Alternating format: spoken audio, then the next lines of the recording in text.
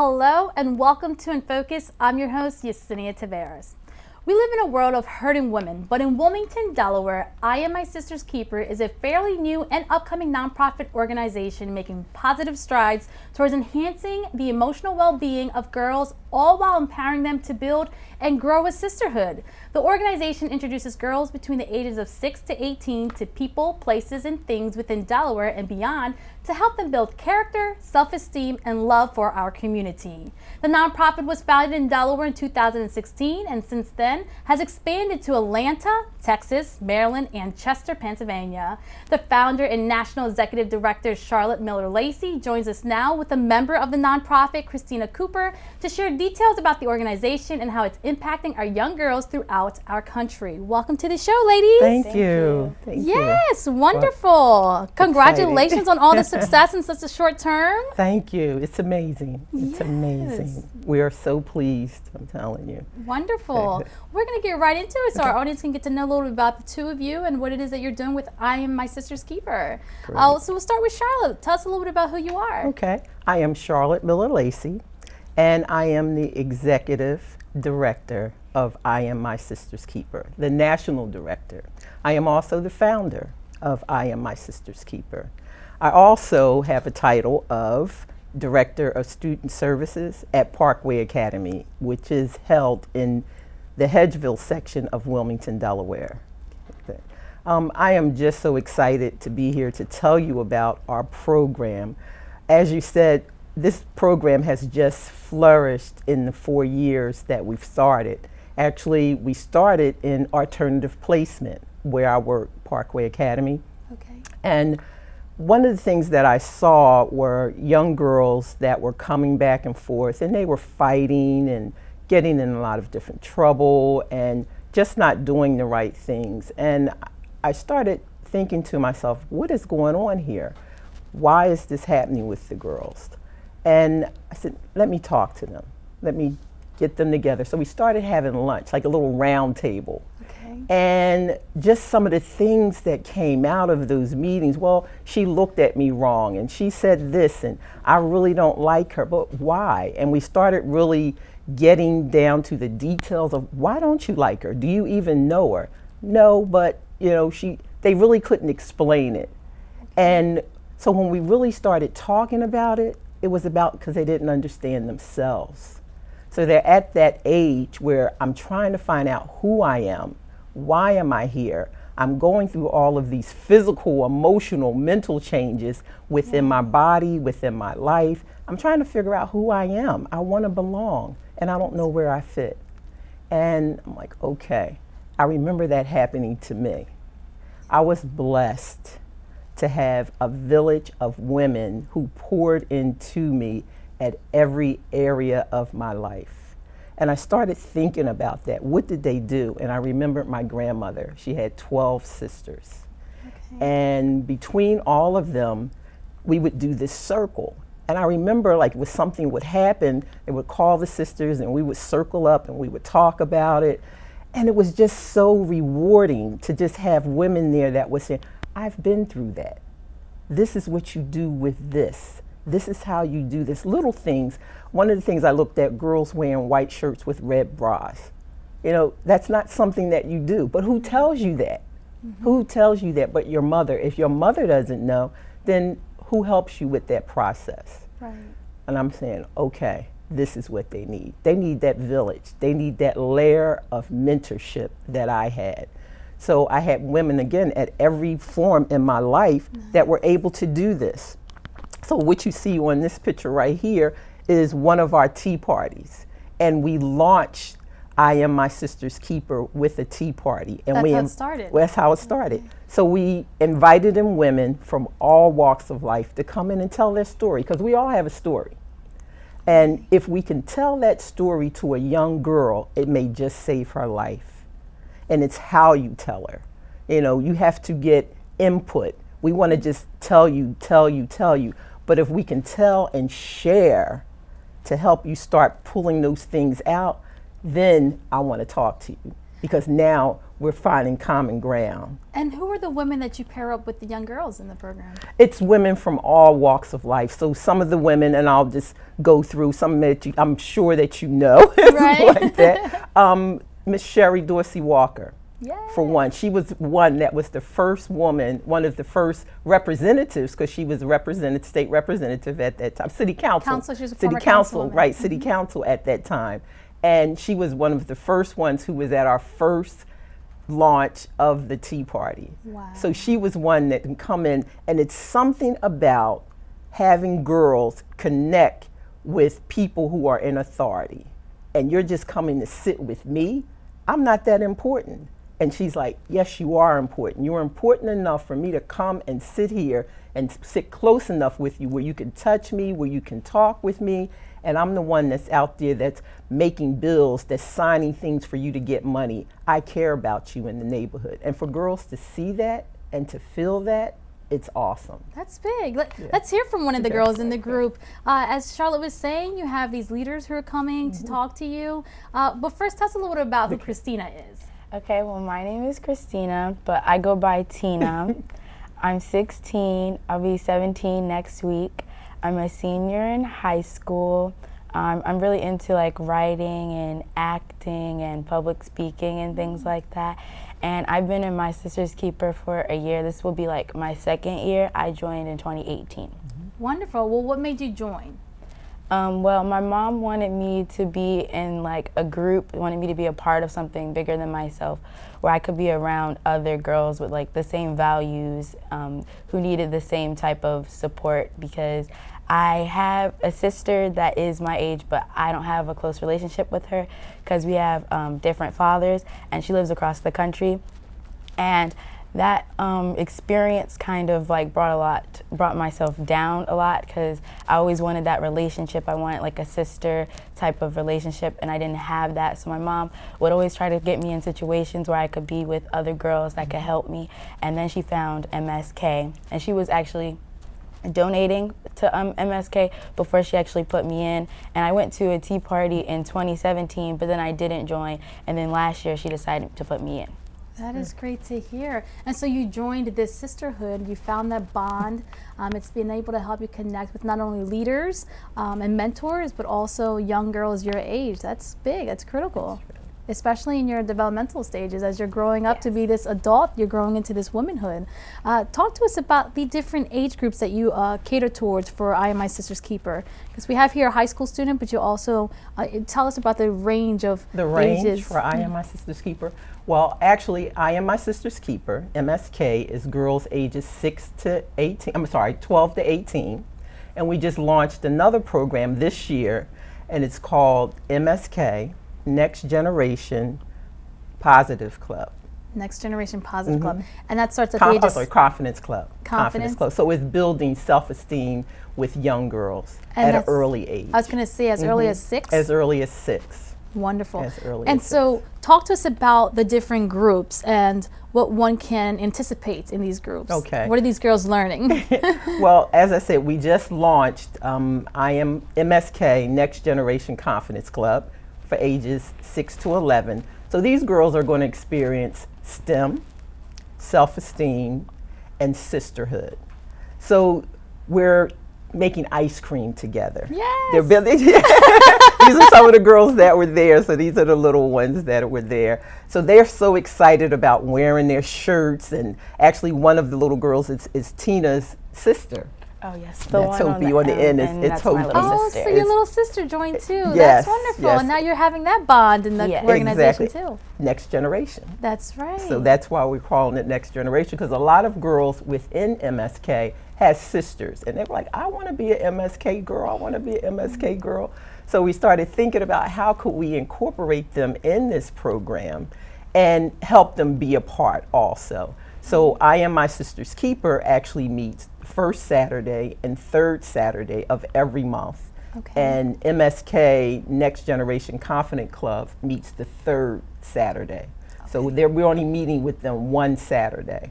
But the things that we put together for them are so phenomenal. So as I said, this past Saturday was their group, and they made ice cream. They made sure that they had little lab coats on and they had the goggles and everything, so they were able to bedazzle their goggles. So they were so excited just to see them, and they're shaking the ice bags to make the ice cream. And when it was done, the bigger girls was like, we want to make ice cream too, you know, and things like that. So it's those exposures, it's those little things, and how you introduce those things. They're little girls, but it's STEM, you know, it's science that they're doing. So there's a method behind the things that we do. And MSK, Next Generation Confidence Club, is also a collaboration. So it's a collaboration with Girls Inc. of Delaware. Okay, and another great nonprofit. And Every Man Counts. Oh, wonderful. We know Ajababi. Yes, exactly. So what we're seeing is that we're able to extend that sisterhood into other groups also. Which is big, because now you're not just catering towards one demographic. Exactly. It's everyone, men, it's everyone. women, young girls, and young boys. Exactly. And how important is it, Christina, for you to be exposed to these STEM opportunities, especially as a young minority woman, young girl? I love it, honestly, because if I wasn't in it, I wouldn't have these type of opportunities that I do have, that I am in it. And what do you get from it the most? I see here your younger sisters being exposed to these opportunities as well. What does this mean for you as you continue to grow into who you are, and you're trying to figure out your next career move as you get older and graduate from high school? What are you going to do? Like, how does this help you? It helps me a lot. It helped me grow my self-confidence, and I noticed that a lot of the girls gravitated towards me very easily and began to trust me and talk to me about their problems and stuff like that, which I thought was amazing, because I'm over here needing help and other people are asking me for help, and it taught me to be stronger, because even though I'm going through things, there's other people that are going through things, and I can help them as they help me, and it just goes both ways. And I loved being able to help other people, because then it helped me in turn to help myself. And I'm a very confident person, and I was able to lift up other people's confidences, and just having them thank me and tell them that I've changed their life or stuff like that. And I'm like, that's crazy. I didn't know I could do that. I'm just here just like you are. And I thought it was really amazing. I really built some very strong sisterhoods, and I thought I really needed that, because I didn't get that in my school or in my neighborhood or anything like that. That's wonderful to hear. And we found that to be so rewarding. There was a situation with Tina and one of the young girls that came in from two different parts of the state of Delaware. So if they were not in I Am My Sister's Keeper, they wouldn't be the best friends that they are today. Okay. And this young lady actually was dealing with a lot of low self-esteem, and she talked about she wanted to commit suicide. And I remember Tina calling me, and she said, Miss Lacy, I have something to tell you, but I don't want to tell you. I can't tell you who it is, but I want to tell you the situation of things. And we talked about it, and I thanked her for coming to me to tell me about this. And I said to her, if I can figure out who it is, and you won't, not telling me her name or anything like that, is that okay? So we did talk about it, and I was able to figure out who the young girl was. And just talking with Tina, and just that experience of being able to, that young girl being able to come and talk with her, and then Tina come to talk with me about that, and then we're able to go to her parents, and all of us are able to sit down and talk about that. She was being bullied. Okay. And she didn't want anybody to know. She was considering suicide. And this was a girl in our program, had just started, that we were talking to. And I was just like, wow, if they were not in this program together, and if she didn't feel comfortable with talking with Tina, what would have happened to her? Seeing her today, she's like a changed person. She's coming to the group, she's excited, this is her second year also. And just those relationships. And that's big that you touched on that, and thank you for sharing on such a sensitive topic, because anxiety, depression, exactly. This is all part of our everyday life. Young girls, adults, and even just making sure you have that mental health and strength to find help and know that you need help. But Tina, as she was saying, at such a young age, you have a sister here who is having these suicidal thoughts. Take us to that moment for you, that experience, and how important it was for you to make sure that you shared with Charlotte, so that way you can help your friend? Because I'm pretty sure there's other things that are going on at your age, Yeah. and your younger sister might be exposed to growing up. I know I have a daughter too. She's going through her own little thing in elementary school. So talk to us, Tina, about you and this experience and how you turned it around. Well, my personality naturally attracts people, so I always notice that people always feel comfortable ranting to me all the time. And venting. Yeah, venting. I was They're the same words. But yeah, and stuff like that. And I always check up on people. Like, I'm always like, hey, how are you doing? Just to be nice. And she would always tell me that she was good, but like I didn't know if she actually was good, but I didn't want to like address it like in group or whatever. And so I would call her and talk to her every day. Of course, the first couple times she acted like nothing was bothering her, and then one day she kind of just like broke down and she lost it. And I was asking her what was going on, and she was telling me, but she told me that she didn't want anybody to know. She didn't want me to tell anybody. She said she only felt comfortable telling me, and she didn't want anything to happen. Like, she didn't want her parents or her grandma to find out, and she didn't want to be like excluded from the group if like someone had found out. But like the type of things that she was saying, I remember like having feelings like that before, and just hearing it come from another person, I was like, yeah, I can't do that, because like there's other people who like need me. So when I was hearing her sing it, I'm like, there's a lot of people who need her too. And I was like, she needs help the same way that I needed help, and I had to be strong for her. So the first thing that I thought was like, if I don't do like the right thing, something bad can happen to her. And so I said, I need to talk to Ms. Lacy, because I can't handle it by myself. Like, I only can do what I think I can do, but it won't be enough. She needs someone else she can talk to. And if she don't, a lot of young girls who feel that way don't feel comfortable talking to their parents about it, because a lot of parents are like, oh, you're not depressed, stop, be quiet, go sit down, go to your room, and they kind of punish them for having thoughts like that. So they feel not comfortable telling their parents. They think their parents are going to beat them, or like think that they're just being dramatic and stuff like that. So when I was telling Miss Lacy, I just wanted her to like be aware of the situation, not necessarily like blowing her cover, because I didn't want her to feel like she couldn't trust me anymore. And what happened with the aftermath once she did receive the help from I Am My Sister's Keeper?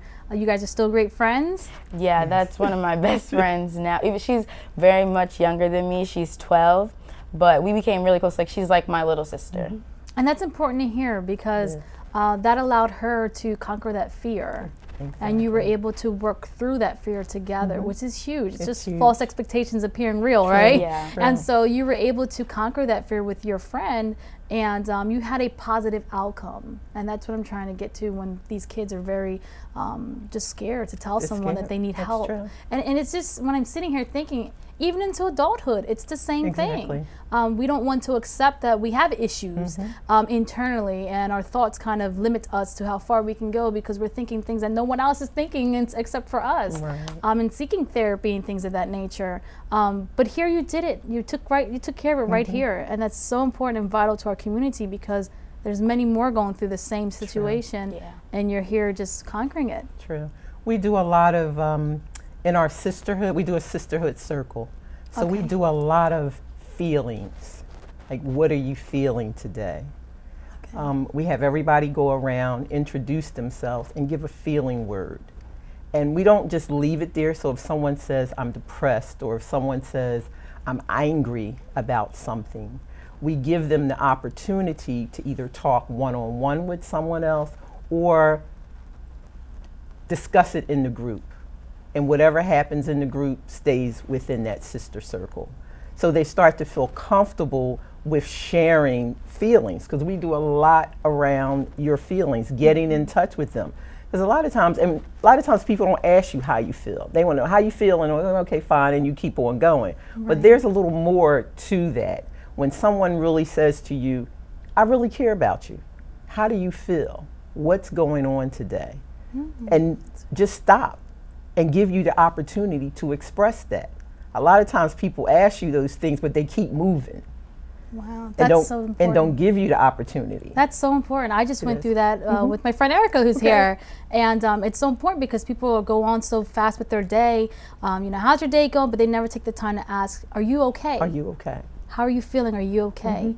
And so when you're having these circles and you're talking about your feelings, and these girls are saying some deep things. Deep things. How do you get through that with them feeling like, oh, I'm okay, we don't have to discuss it, I'm just sharing because we're part of the circle. Right. So some of the things that, because you are important, and because you are important, we're going to take the time to listen to you. And that's the biggest thing. A lot of times I just want people to listen to me, to hear me, and make me feel like what I'm saying is important. And once we do that with the girls, those little barriers start to break down, because it amazes me how I Am My Sister's Keeper crosses generational lines.